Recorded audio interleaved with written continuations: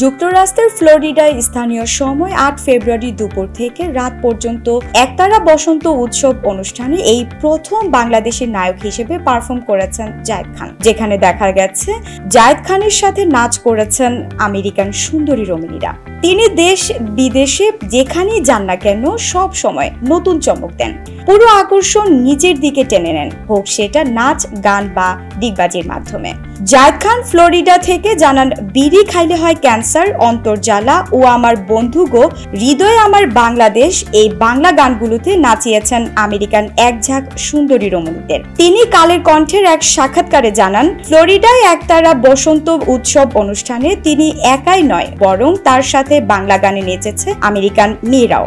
তাছাড়া একতারা বসন্ত উৎসবের 10 বছর পূর্তি উপলক্ষে আয়োজিত এই অনুষ্ঠানে জায়েদ খান ছাড়াও পারফর্ম করেছেন আলিফ আলাউদ্দিন, পারভেজ, ঋতুপর্ণা ব্যানার্জি, ডিজে রাহাত প্রমুখ।